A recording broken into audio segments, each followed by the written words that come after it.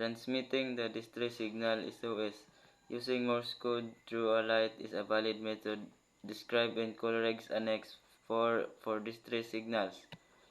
The International Code of Signals ICS also recognizes this method.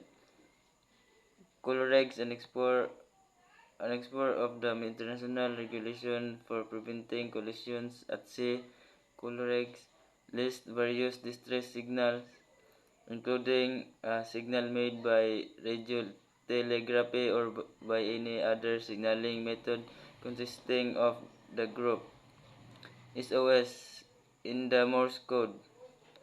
Morse code is a binary code system that uses a sequence of dots and dashes to represent letters and numbers. SOS in Morse code translates to 3 dots, 3 dashes, and then 3 dots. Light signal. Using a light to transmit Morse code can be a practical method for signaling distress.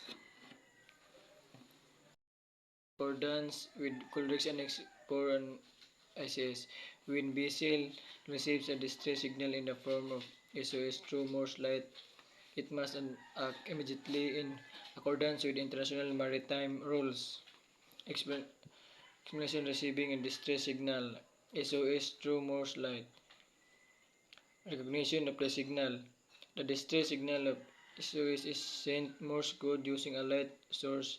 The sequence is 3 short flashes S, 3 long flashes O, 3 short flashes S is OS. This is repeated in intervals. According to the Coleridge Index, this light patterns are recognized the international distress signal. Response action is upon receiving when you observe the signal. Identify it as distress call indicating a vessel or person is in the immediate danger. Alert the officer of the watch, OW, or responsible personnel immediately. Record details such as time observed, bearing or direction, weather, and visibility condition. Acknowledge the signal if possible using light by repeating the signal or flashing a confirmation radio. VHF channel 16. Report the incident to nearest Maritime Rescue Coordination Center, MRCC, Coast Guard, or Port Authority.